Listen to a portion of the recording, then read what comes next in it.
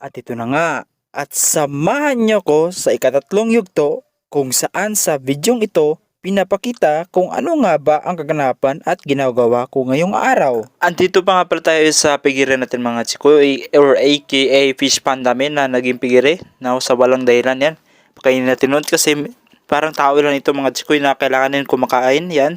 Sobrang sarapan sila mga chikoy kaya pakainin natin ang pakainin no kasi once in a lifetime na sila kumakain. Ay, every 3 days pala. Yan, paliguan natin. Buti pa nga sila naliligo. Ako nito na nagpapaligo, wala. Yan, at saka naman chikoy, kailangan din lang kumain no? At saka bibili tayo ng feeds nila. Siyempre naman, kapag mga tao bumibili ng ulam, kailangan rin yung mga baboy no? Yan. Ay 4 na kilo na hammer at saka isang agrower. Pilit ata yun. Yan, kasi yun kasi yung pinabili sa akin at saka siyempre di naman talaga mawala yung sa tubig no. Every day ko to ginagawa mga chikoy na kumukuha ako ng tubig dito na naghulog kami yan. Siyempre dala rin natin yung feeds no, hindi naman pwede na iiwanan natin yan. Alam nyo naman ako anong hinuhulog namin nga barya. Yan, hulog tayo na hulog.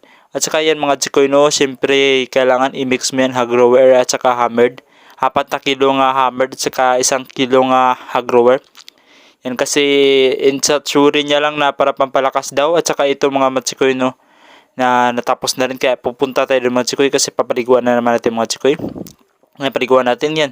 Gaano sila kasaya no na napaliguan sila pakain kaya pakainin natin ulit mga matsikoy no kasi alam na naman natin mga matsikoy 1 month lang magtagal dito mga baboy mga matsikoy. First time ko na ito mag-alaga ng ganito mga baboy.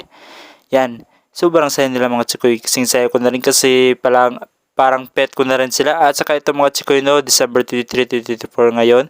Siyempre mahaba na yung buhok natin. Yan. At saka ito yung baboy na itim mga chikoy na ihawin mamayang December 24 mga chikoy sa Pasko. Yan. At saka ito pinalagaan ko sa mga chikoy na stay safe na talaga sa journey niya sa langit kasi bukas papatayin na siya bukas. Yan no. Stay safe siya. At saka remembrance ko na rin ito sa mga chikoy na dahil inalagaan ko siya ng 15 days at saka ito mga chikoy nandito tayo sa barbershop no at saka hindi naman mawala talaga itong mga chikoy na magpapagupit tayo. Siyempre ang natural talaga at traditional nga pampagupit dito is 60, di ba? Kailangan pagupit natin 60 pesos no. At saka susulit natin mga chikoy kasi Pasko and New Year ito kaya happy life tayo. At saka ito na resulta mga chikoy. Yan.